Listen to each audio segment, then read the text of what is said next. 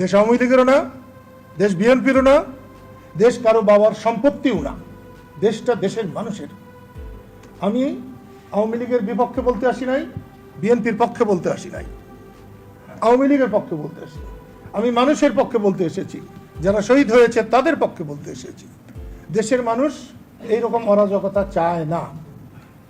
আজকে যেরকম সাধারণ ছাত্ররা রাস্তায় নেমেছে, ৭১ মুক্তিযুদ্ধে যার সঙ্গে দেশের কোনো চেতনারই কোনো সম্পর্ক ছিল না, মুক্তিযুদ্ধ কিন্তু তারাই করেছিল, জীবন কিন্তু তারাই দিয়েছিল, একেবারে অতি সাধারণ মানুষ।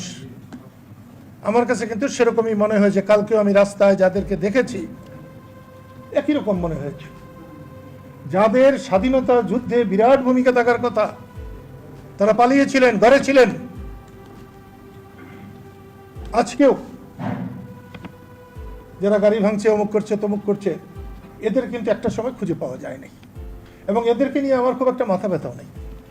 কিন্তু রাষ্ট্র যারা পরিচালনা করছেন, এত দক্ষ যোগ্য পরিচালকেরা, তারা এমন একটা অবস্থার সৃষ্টি করলেন কেন?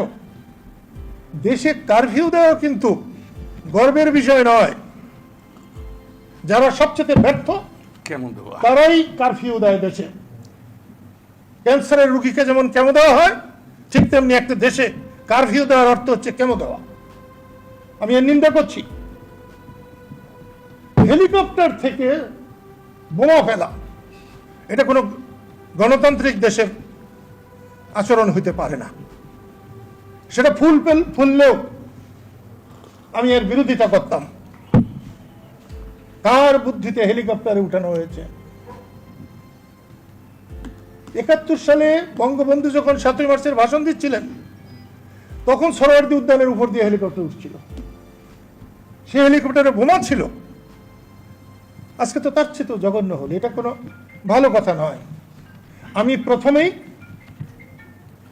প্রথমেই এই সাংবাদিক সম্মেলনের মধ্য দিয়ে টাঙ্গাইলের এবং সারা দেশের সাংবাদিকদের সাক্ষী রেখে আমি বর্তমান সরকারকে অনুরোধ করব, অনতি বিলম্বে আপনি একটি সর্বদলীয় সম্মেলনের আহ্বান করেন, সবাইকে ডাকেন। শুধু আওয়ামী লীগের 14 দলের বা 14 দল দেশ না, আপনি সবাইকে ডাকেন। সেখানে যারা যারা আছে, সেখানে বুদ্ধিজীবীদের ডাকেন, আলেমদেরকে ডাকেন, যাকে খুশি সবাইকে ডাকেন।